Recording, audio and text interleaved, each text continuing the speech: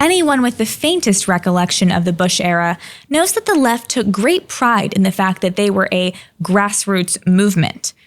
In those days, the right was criticized for being controlled by big money, the oil industry, Wall Street banks, the defense industrial complex.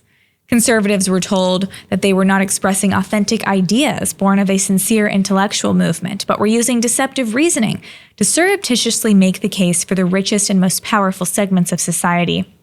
We were described as the opposite of grassroots. We were described as astroturf.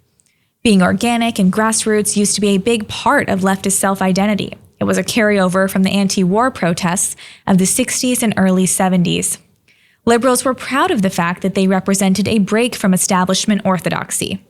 They reveled in their status as the scrappy, street-smart activists struggling in the name of the downtrodden and disenfranchised, which, if you think about it, is perfect cover if you want to increase suffering and inequality in the world, especially on the downtrodden and the disenfranchised. It's easy to see this is the case today. Just look around at the havoc caused by leftist policies and politicians. Getting rid of police has led to massive increases in crime in blue districts, which necessarily means you have more crime victims in the very heart of areas where Democrats have their strongest support. It's almost mind-blowing today to see how a Democrat president and the massive majority of Democrat politicians support our current Ukrainian and interventionist policies after literally half a century of lambasting those very same policies in Korea, Vietnam, Iraq, and Afghanistan. It's also shocking how the left has not only discarded their anti-corporation cred, but did a complete 180 to openly advocating for corporate feudalism. They want banks to control who can use money, companies to control who can work or purchase goods or services, and big tech to control what people can say. All on the basis of whether or not a person is ideologically pure enough. One of the key planks in the MAGA platform is anti-globalism. But it was the left who invented that movement in the late 1990s, right? One of the key events was the battle in Seattle of 1999, where a large gathering of people protesting the W-20 ended up in a violent clash with local police in a scene that older participants likened to the 1960s. The protesters were comprised of members of NGOs, along with steelworkers, environmentalists, AIDS activists, farmers, anti-capitalists, anarchists, students, and concerned local citizens. Not exactly the CPAC set. So what happened, leftists? Did you betray your principles, or were you always just lying about them? I mean, there's a reason why people claim leftists are always accusing their opponent of what they are guilty of. In their back rooms, they may be laughing among themselves about how easy it was to pull off such a grand deception to those people. But they have yet to grapple with the upshot that no Democrat can ever claim to be grassroots again. Leftists are very upset that the Claremont Institute recently released a database of corporate donors to BLM last Tuesday. It clearly reframes even the party's street-level activists as little more than globalist corporate pawns. One of the major criticisms of the database is that it includes BLM-adjacent organizations, some of which have very little relationship to the communist nonprofit, as donations to BLM itself. But it's clear from the linked evidence that Claremont wasn't playing fast and loose with the associations.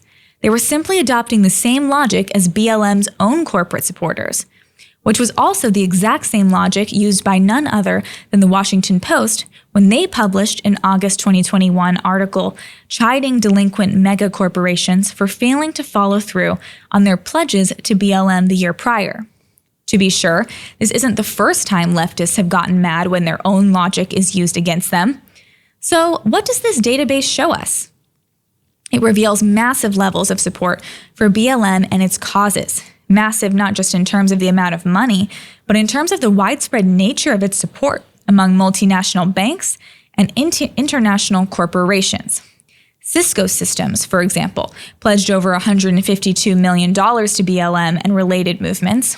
In case you don't know what Cisco Systems is, it's a major tech company from the original Silicon Valley.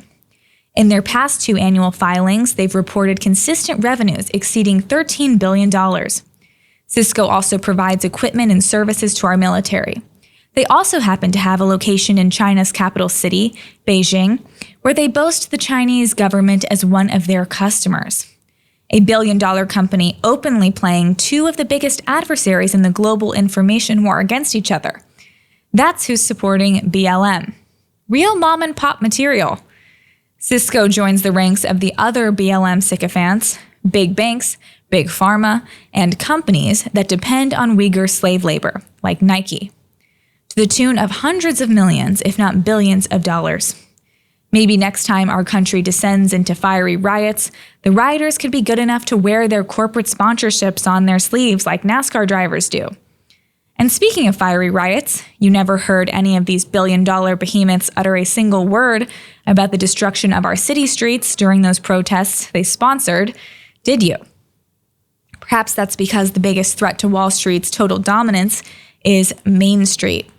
You can't have any new challenges to the status quo popping into existence from home garages like Apple computers once did.